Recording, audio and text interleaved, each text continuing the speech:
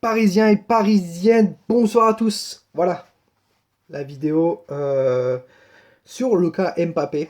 Voilà, beaucoup de personnes sur un petit groupe qu'on a avec des supporters du Paris Saint-Germain. On m'en parle beaucoup du cas Mbappé. Est-ce qu'il va rester? Est-ce qu'il va partir?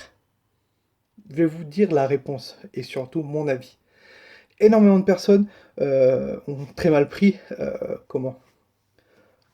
le cas Mbappé. Moi, pour moi, en vous le disant sincèrement, Mbappé est un peu critiqué le club, voire limite un peu chier dessus, mais c'est pas le premier. Rappelez-vous. Là, parce que c'est juste Mbappé, c'est le futur Ballon d'Or, c'est notre pépite, c'est notre gars sûr et tout, etc. Mais quelques années auparavant, Monsieur Marco Verratti a fait absolument pareil. Verratti, avant que Neymar et Mbappé arrivent, il a dit si j'ai pas un gros mercato, je me casse.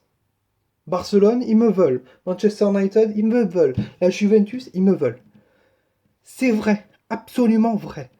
Marco Verratti, il a dit s'il n'y a pas un gros mercato, je me casse. Et là, le club, il a dit putain, Verratti, c'est un de nos super joueurs. C'est notre pépite, notre hibou national italien. Et ils ont recruté Neymar et Mbappé. Voilà. Mbappé, pour moi, il a mis un coup de pression euh, au club. Sûr. Il veut jouer numéro 9. D'accord. Il n'a pas critiqué Edinson Cavani parce que il a dit comme quoi il voudrait jouer avec Edinson Cavani en pointe, comme un 4-4-2, voire un 4-2, 1, 4. Bref, avec un 10 juste derrière, donc juste derrière un Neymar. Donc voilà. Pourquoi pas? Pourquoi pas? Euh, Après, ça peut se faire. Ça peut se faire. Je suis pour. Je suis pour. Pour l'année prochaine, on verra. Mais pour moi, il n'a pas demandé une revalorisation salariale parce que ça a été démenti par sa famille, comme quoi le contrat d'Mbappé est super. Et oui, j'en connais parce que je sais qu'il y a une clause pour Mbappé. S'il est au Paris Saint-Germain et qu'il gagne le Ballon d'Or au Paris Saint-Germain, il va toucher le jackpot. Automatiquement, il va toucher le jackpot. Mbappé cherche à avoir le Ballon d'Or pour activer cette clause. Donc voilà. Il attend ça. Et je crois que la clause, c'est limite à peu près le même salaire que Neymar, voire un peu plus. Donc si c'est ça, voilà. Mbappé ne partira pas du Paris Saint-Germain. C'est tout. Il a mis la pression au club. Il aime le club. Il veut que le club aille mieux. Il veut que le club se dépasse les comment les huitièmes de finale. Voilà, parce qu'avant on dépassait les quarts. Depuis que Zlatan est parti, on fait que les huitièmes. Voilà. Il veut que le Paris Saint-Germain progresse. Mais il faut du collectif. Il faut arrêter cette ambiance de merde qu'il y a dans le vestiaire avec des mauvais joueurs. Des mauvais joueurs comme. Voilà, moi je te dis, les joueurs que je veux plus au Paris Saint-Germain, c'est Rabiot, Nkunku,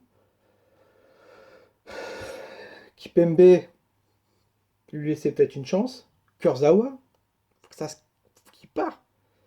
Déjà, si t'enlèves Kurzawa, Rabiot, Nkunku, t'enlèves déjà une bonne partie de personnes qui font chier dans le vestiaire. Voilà. Euh, Pourquoi pas? Moi, je veux que les trois partent. Rabiot, il va partir cet été, automatiquement. Soit l'Angleterre, soit en Espagne. Voilà. Pour moi, j'ai plus d'infos sur l'Angleterre. On verra. Mais c'est tout. C'est tout, c'est tout. Oui, donc j'ai mon PC juste là. Je regarde toutes les news qui sont en train de sortir. Euh, et voilà. Kipembe aussi. Si Kipembe s'il fait la même saison qu'il a fait l'année dernière, enfin cette année, l'année prochaine, barre-toi, mec. Barre-toi. On n'a pas besoin de toi. On achètera quelqu'un d'autre. Donc voilà. Et pourquoi il partira pas au Real de Madrid, Mbappé? Donc là, j'ai démenti pourquoi il partira pas. Ah oui, il partira pas aussi parce que il veut que... Enfin, il a mis cette pression au club parce qu'il veut qu'il y ait plus de joueurs français. Le problème, c'est que en France, quand le Paris Saint-Germain ou Lyon ou voire même les Chèvres de Marseille s'intéressent sur un joueur, par exemple, je vais te dire une connerie, mais le petit Valentin Rongier de Nantes, si par exemple le Paris s'intéresse à lui, Nantes, dans leur tête, ils vont augmenter le prix. Mais là, c'est exactement pareil. Voilà pourquoi maintenant on achète des joueurs à 40 et à 50 millions qui n'ont rien prouvé. Carrère, Paredes, 40 et 50 millions pratiquement. Alors que les deux vaut 30 et 35, voire 20. Donc voilà, voilà. Il veut qu'on recrute français. Tanguy Ndombele, pisté. Nicolas Pepe, pisté. Après, on verra. Pour l'instant, c'est pas les priorités du club. Euh, voilà. Ensuite, il veut, il veut plein de trucs. Il demande beaucoup de choses. Il demande énormément de choses. Euh, une attitude irréprochable en entraînement. Donc voilà. Il veut aussi que, limite un peu le clan brésilien. Voilà. Je te fais pas un dessin, mais pour moi, il est contre la prolongation de Daniel Alves. On verra, d'accord. Et pourquoi il partira pas au Real de Madrid? Le Paris Saint-Germain, le Qatar, pardon, sont amis, enfin très proches de Florentino Pérez, donc le président euh, du Real de Madrid. Si tu regardes bien, Florentino Pérez, il a toujours été proche de Nasser, toujours. Je vais pas dire qu'il a toujours défendu le Paris Saint-Germain, mais genre quand il y a eu la news de Neymar, comme quoi on le voyait tous au Real de Madrid l'année prochaine, il a démenti. Actuellement, il n'a pas démenti comme quoi Mbappé, euh, c'est possible au Real. D'accord? Pourquoi? Pourquoi il l'a pas démenti? Parce qu'il fait rêver un peu ses supporters. Il fait rêver ses supporters, c'est le loi du mercato. C'est le loi du mercato. Il fait rêver ses supporters. Ses supporters espèrent que le Real de Madrid mettra peut-être 350 millions sur Mbappé. Tu vois? Et c'est un bon jeu de communication entre ses supporters et lui en tant que président. Mais est-ce que ça va se faire? Je ne pense pas. Il va pas peut-être. Ils ont un chèque de 500 voire 600 millions. Ils doivent refaire pratiquement une bonne équipe. Je ne pense pas que recruter ce joueur serait dans les plans. Ils ont déjà recruté Hazard, Diego Militao. Tu vois, ils ont pratiquement 160 millions sur deux joueurs. Donc pour moi, c'est pas la priorité aussi du Real. Et le Qatar a investi énormément dans l'entreprise de,